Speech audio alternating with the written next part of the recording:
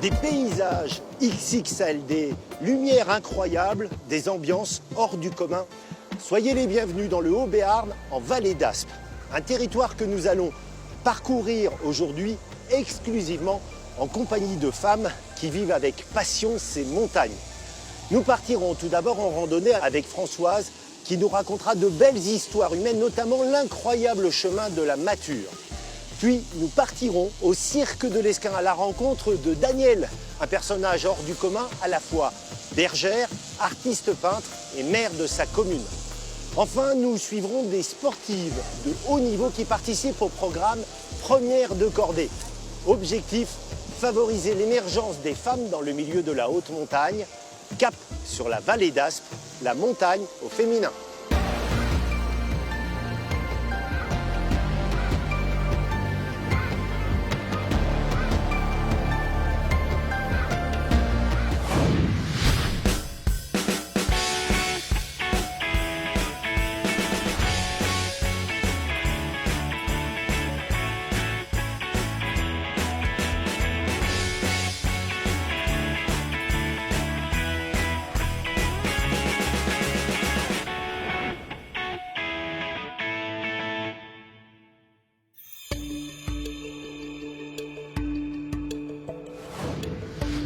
La vallée d'Aspe s'étire sur une quarantaine de kilomètres le long du Gave qui lui a donné son nom. Elle est réputée pour offrir des randonnées pleines de surprises comme celle vers le col d'Arras et le chemin de la Mature que Françoise, accompagnatrice en montagne, veut faire découvrir à Eric. Bonjour. C'est bien, on est tout de suite dans l'ambiance. Hein. la côte, un bon dénivelé pour commencer. La boue, la pluie. Françoise parcourt toutes les Pyrénées, aussi bien du côté français qu'espagnol, mais elle a une affection particulière pour cette partie du Haut-Béarn.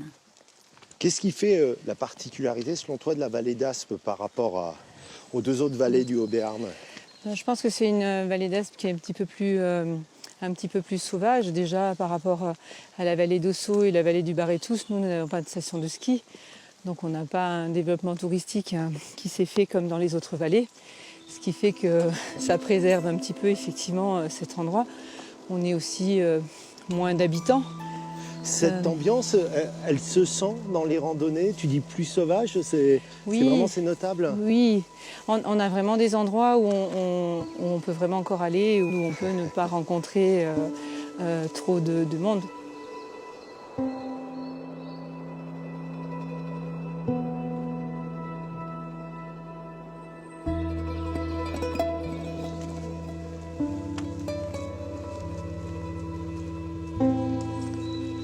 Qu'est-ce que c'est cet endroit? Alors, en fin de compte, c'est une structure mégalithique qui a été découverte par le groupement archéologique de Pau en 2017, ainsi qu'un garde du parc. Et on devine bien les dalles qui sont à la verticale. C'est à les dalles, c'est Voilà, ça? c'est ça. Ça et ça, quel Voilà. âge? Alors ça date un peu à la proto-histoire et du coup c'était un endroit où, donc c'était une chambre funéraire. Ils ont estimé à ce qu'il y avait quand même 2 individus qui étaient enterrés à cet endroit-là. Je ne pensais pas rencontrer des hommes qui ont vécu 3000 ans avant notre ère, donc il y a 5000 ans, en partant en randonnée comme ça ici, c'est super. C'est ça.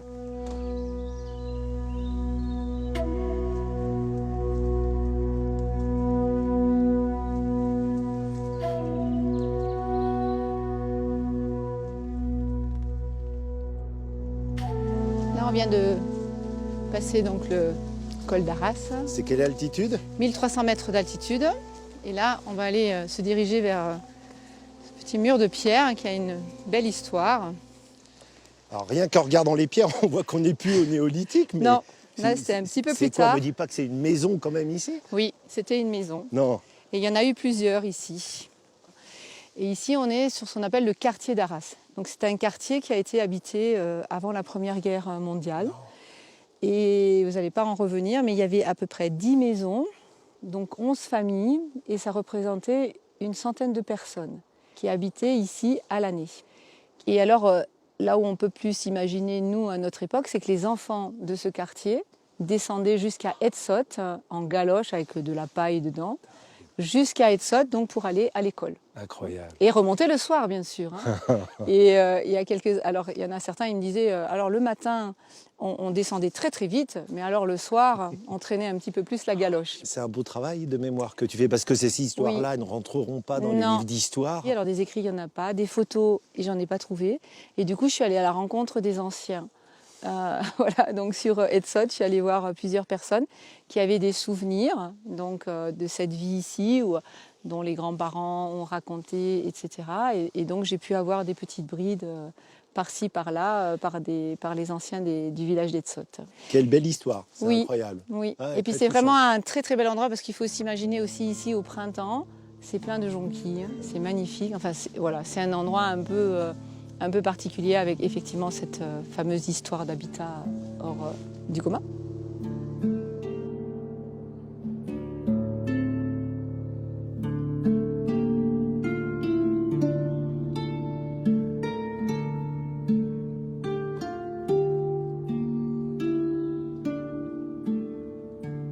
Là, on est aux Granges Péry. Bel endroit pour faire une petite pause. Oui. Regarde, je suis en train de regarder en face. C'est quoi ce petit oiseau? Rouge-gorge. Ah ouais. Voilà. Et comme quoi, prendre le temps et se laisser surprendre, ça fait aussi partie oui, du charme. complètement. Là, voilà, ça peut être... avant-hier, j'étais avec des enfants. On avait une marmotte à 10 mètres. Explique-moi, Françoise, avec tout ce que tu sais sur cet endroit et ta connaissance de la montagne, je me dis que tu es obligatoirement de la vallée d'Aspe et fille peut-être même d'un accompagnateur de montagne.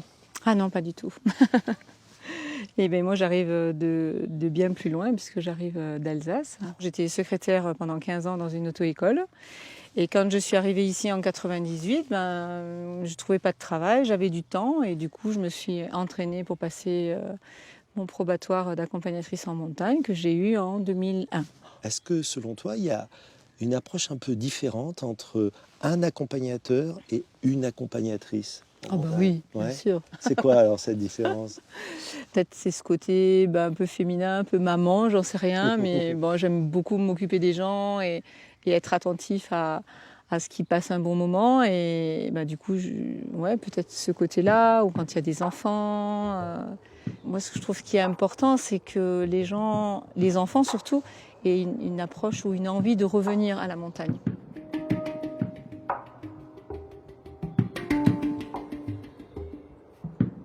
Pour Françoise, la montagne est comme un livre qui raconte des histoires humaines. Certaines sont difficiles à croire, comme celle du chemin de la Mature.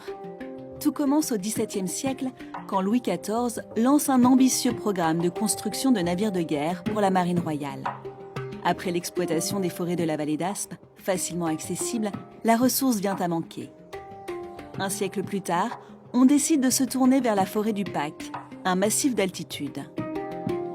Problème, le seul chemin pour rapatrier les immenses troncs vers le bas de la vallée rencontre un obstacle a priori infranchissable. Des gorges profondes de plus de 200 mètres. On charge alors un ingénieur royal, Paul-Marie Leroy, de trouver un moyen pour passer. Alors la solution qui a été trouvée donc, pour accéder à cette forêt du Pac, ça a été de creuser ce chemin directement dans cette falaise qui est à pic. Et donc c'est des ouvriers qualifiés qui ont creusé cette voûte qui fait 4 mètres de haut et 4 mètres de large. Ils descendaient avec des cordes par le haut parce que c'était plus facile d'attaquer le travail par le haut. Et ensuite ils utilisaient donc des baramines pour pouvoir mettre la poudre. Donc c'est grâce à la poudre qu'on a pu créer et creuser ce chemin. Et donc ensuite ça a explosé.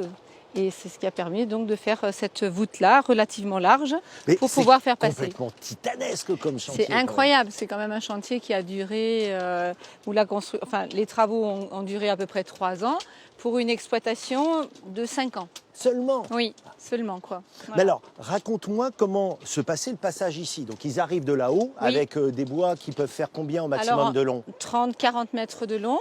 Donc ils mettaient ça sur ce qu'on appelle des trains à bois. Une paire de bœufs à l'avant, des roues cloutées pour pas que ça glisse. Et il pouvait y avoir, en fonction de la longueur du tronc et du poids, jusqu'à 8 paires de bœufs à l'arrière pour retenir le tout. Voilà. Et donc tout ça, ça descendait jusqu'au port d'Atas, où à partir de là, c'était mis sur le gave et c'était emmené sous forme de radeau jusqu'à Bayonne. Et donc on a construit des bateaux Oui. pour le roi de France avec des arbres, Des arbres venant qui d'ici. viennent Ouais. d'ici, ouais.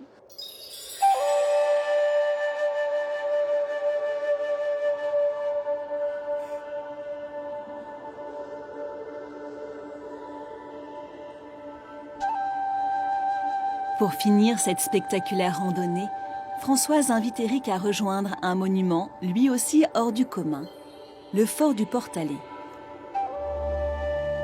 En 1842, le roi Louis-Philippe ordonne la construction de cette impressionnante fortification en altitude afin de contrôler cet axe de communication avec l'Espagne.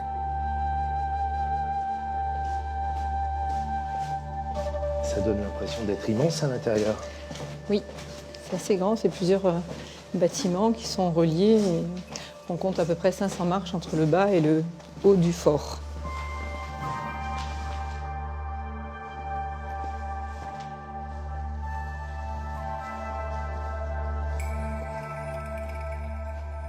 Conçu pour abriter 400 hommes, le fort est abandonné en 1925. Mais à la Seconde Guerre mondiale, il va de nouveau être utilisé. À l'automne 41, c'est devenu une prison militaire. Le maréchal Pétain y a enfermé plusieurs hommes politiques, dont Léon Blum. Voilà, pendant de l'automne 41 à l'automne 42. Et ironie du sort, à un moment donné, c'est Philippe Pétain qui a été enfermé ici. Et quand il est arrivé dans ce fort un peu austère, il a dit que s'il avait su, il n'y aurait pas enfermé ses pires ennemis. J'étais venu voir des beaux paysages et j'ai été servi, mais en fait, tu n'as cessé de me raconter des histoires humaines. Oui, parce que la vallée d'Aspe, elle est très riche de toutes ces histoires, par ces différentes constructions quand même incroyables entre le chemin de la Mature, ce fort un peu troglodyte qui permet de raconter un tas d'histoires aux gens qu'on emmène en montagne.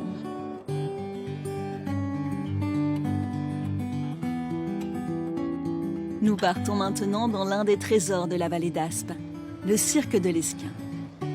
Éric a rendez-vous avec Danielle, bergère. Pendant des millénaires, dans les montagnes béarnaises, seuls les hommes gardaient les troupeaux. Aujourd'hui, il y a 25% de femmes sans qui cette activité ancestrale serait en péril.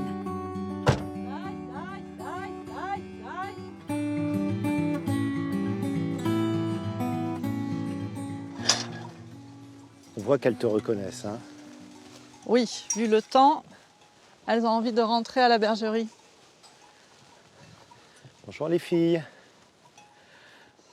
Voilà, elles ne sont pas très sauvages. Quelle race c'est alors ça? Alors c'est la race basco-bernaise, une race laitière et à la fois rustique. Aujourd'hui, on a vraiment du mal à se rendre compte ce qu'est le cirque de l'Esquin. Allez, imaginons, on est en plein hiver, il y a de la neige, il y a ciel bleu. Qu'est-ce qu'on aurait autour de nous?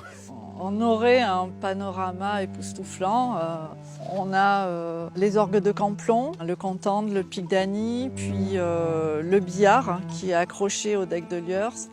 Derrière, il y a les aiguilles d'Ansaber. C'est un cirque qui est né d'un glacier qui était présent ici, qui a laissé son empreinte et donné cette forme-là.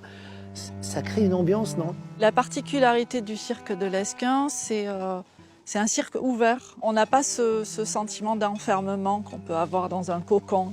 C'était quoi ton enfance ici, dans le cirque? Un de mes plus beaux souvenirs, c'était de faire des cabanes. Ça, je crois que tous les enfants ont rêvé de ça. On n'avait pas la télé. Voilà. Donc tu étais en permanence dehors, c'est ça? Oui, c'est ça. Ouais, une enfance qui marque quand même. Oui, j'ai l'impression vraiment qu'elle m'a marquée. Et en parlant avec les gens, je me rends compte qu'elle est différente de ce que la plupart des gens de ma génération ont vécu.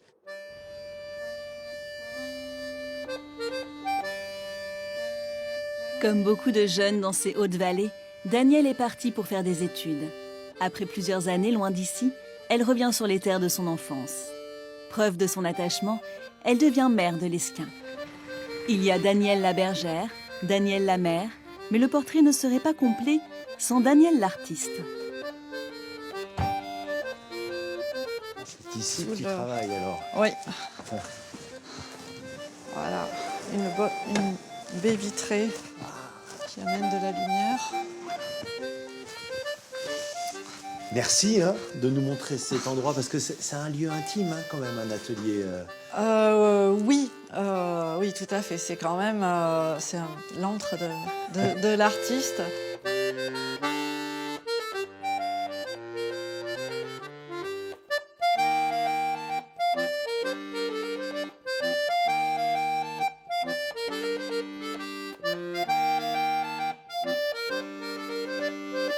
C'est quoi ça? C'est une roche? C'est un caillou? C'est quoi? C'est un caillou, voilà. C'est un caillou qui fait partie d'une galerie de portraits de cailloux que j'ai... Ah, t'as appelé ça portrait de caillou? Oui, le détail peut raconter une histoire. Oui, parce que le terme portrait, généralement, ça s'applique plutôt à une personne. Oui, oui, oui. Et toi, ouais. tu dis, le caillou mérite qu'on en fasse un portrait. Oui, Ouais. bien sûr.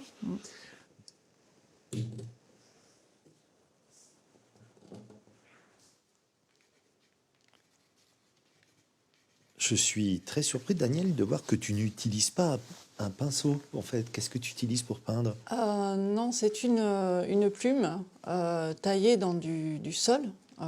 C'est du bois. Oui, ouais. c'est du bois. Le trait est assez épais par rapport aux plumes qu'on trouve dans le commerce.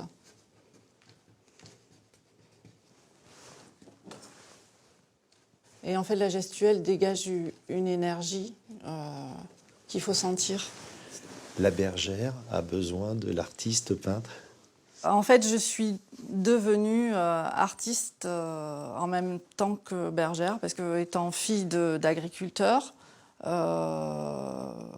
mon rôle était de garder les brebis, et j'ai commencé à faire de la peinture en gardant les brebis dans les pâturages du village. Et la peinture a été tellement importante que j'avais décidé très tôt de faire des études. Donc j'ai fait les beaux-arts avec le soutien de mes parents. Mais dans un coin de ma tête, il y avait toujours l'idée de projeter sur l'Esquin, sur ce village. J'avais envie de faire un lien comme ça, un peu autobiographique, avec le quotidien. Et c'est toujours aussi un rapport intime.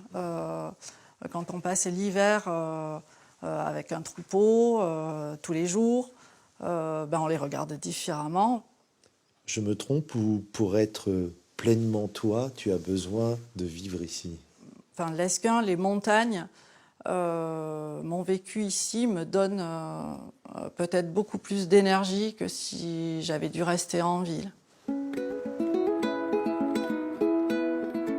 Dans les Pyrénées, il y a autant de façons de vivre la montagne qu'il y a de femmes.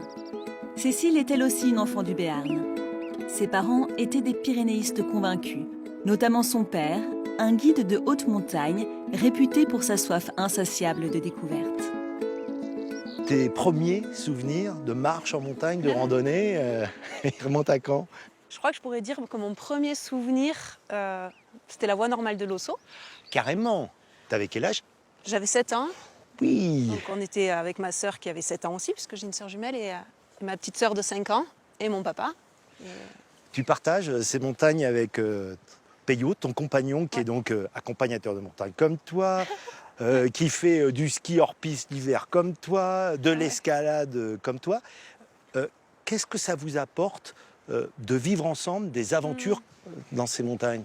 Je crois qu'on partage aussi le travail de la photo, de l'image, et ça pour nous c'est de belles excuses pour s'inventer des belles escapades en montagne et trouver le bon endroit, la bonne lumière. Je crois que la montagne elle a vraiment la faculté de nous amener à plein de choses différentes, mais ce côté où elle peut être dangereuse, austère, on se prend un gros orage, on se demande ce qu'on fait là, il y a des jours où on se dit mais pourquoi on s'est levé ce matin? Voilà, et parce qu'on a peur, et puis il y a des jours en fait la récompense elle est là et on se dit c'est bien pour ça que je suis en montagne et que j'y reviens. Et puis ce que j'ai remarqué c'est qu'on a souvent aussi un plaisir après coup.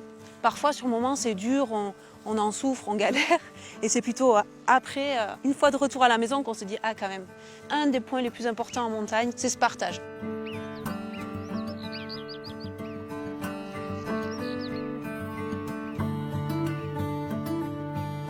Cette passion, Cécile veut la transmettre. En charge du développement au comité départemental des clubs alpins des Pyrénées-Atlantiques, elle supervise un programme novateur, au nom évocateur, Première de Cordée. une formation destinée exclusivement aux femmes. La session d'aujourd'hui a pour cadre l'un des sites les plus réputés en France pour l'escalade, les vertigineuses parois du chemin de la Mature. Et c'est quoi l'objectif alors ? L'objectif, c'est de chercher à travailler sur la mixité des groupes en montagne, tout simplement. Voilà, on a remarqué que dans les clubs, il y avait des pratiquantes, il y avait très peu d'encadrantes et du coup, on cherche à travailler sur, avec ces filles sur leur autonomie en montagne, leur donner confiance pour qu'elles aussi, elles se sentent d'encadrer des groupes à leur tour. Donc l'idée de ces groupes, c'est aussi d'offrir un petit cadre de confiance pendant 1 an, le temps qu'elles prennent confiance et qu'à leur tour, elles osent s'imposer dans les groupes et dire moi aussi, je propose cette sortie. Voilà. Les chiffres parlent d'eux-mêmes. Sur 1800 guides de haute montagne en France, les femmes ne sont qu'une quarantaine. Nathalie, on le sent un petit peu que ce milieu de la montagne, alors on va oser le mot, parfois il est un peu macho quand il s'agit justement de mettre des gens à l'avant dans les prises de décision. Macho peut-être pas, mais les hommes vont plus facilement prendre l'initiative et les femmes peut-être un peu moins. Non pas parce qu'elles n'auront pas la connaissance, mais parce qu'elles oseront moins en fait. Je pense. À t'entendre, c'est presque entre guillemets de votre faute si vous prenez pas assez de place parce que vous n'osez pas, c'est ça ? Peut-être. Et entre nous, entre filles, en fait, on n'a pas ce côté, on va pas oser en fait. On va dire, il y en a une qui va le dire naturellement, les autres vont acquiescer ou pas suivant la situation et on se met en avant chacune à son tour en fait.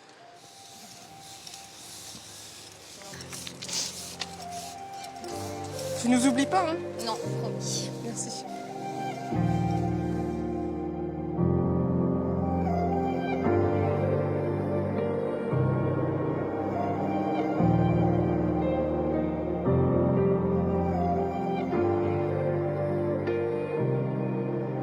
Gaëlle est anesthésiste. La montagne est sa passion, un endroit où elle vient se ressourcer. Encadrée par Philippe, formateur et guide de haute montagne, elle prend aujourd'hui la place de première de cordée. Charge à elle de sécuriser Eric, de le guider, de le rassurer. Et donc là, tu écartes bien les jambes et progressivement, tu vas t'asseoir dans le baudrier. Ok. Voilà. Les pieds sur la falaise. Voilà, super. Comme ça. Ah, c'est assez impressionnant, hein ? Très bien. Ouh !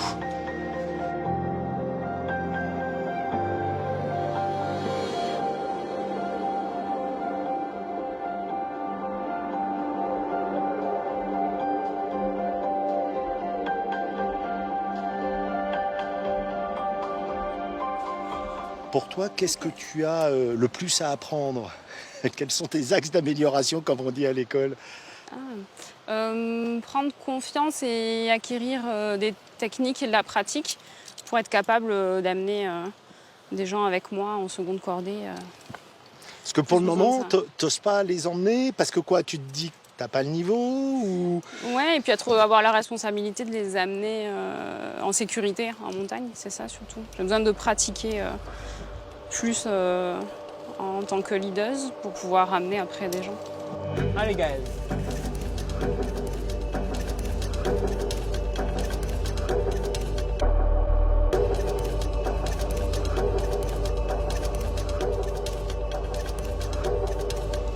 Ça va, Gaëlle se débrouille bien ? Carrément, elle cherche, c'est ça qui est intéressant. C'est qu'en fait, ce qui est bien, c'est de chercher. Et les filles là-bas, elles se débrouillent très bien, elles ont choisi d'elles-mêmes une première de cordée. Et c'est ce que je voulais faire, c'est pas à moi de les désigner. À un moment donné, tu t'engages. Dans la vraie vie, c'est comme ça. Est-ce que tu trouves qu'il y a une approche un peu différente entre les hommes et les femmes par rapport à la montagne ? J'ai envie de croire que les prises de décision, ce n'est pas genré. Les filles sont tout à fait capables de prendre des décisions et de gérer des risques. C'est-à-dire qu'on est bien d'accord que le manque de femmes dans le milieu de la haute montagne, c'est pas lié à des questions physiques ou des questions de courage. Pas du tout, pas du tout. Je pense que culturellement, si on prend l'exemple que je connais le mieux, celui des guides, les femmes restaient à la maison pendant que les hommes allaient gagner un peu plus que leur... ils allaient faire le métier de guide ou de muletier en montagne il y a très longtemps. Dans la compagnie des guides de Cham, il commence à y avoir quelques femmes guides. Maintenant, dans chaque promo à l'ENSA, il y a de plus en plus de femmes guides. Et c'est très bien.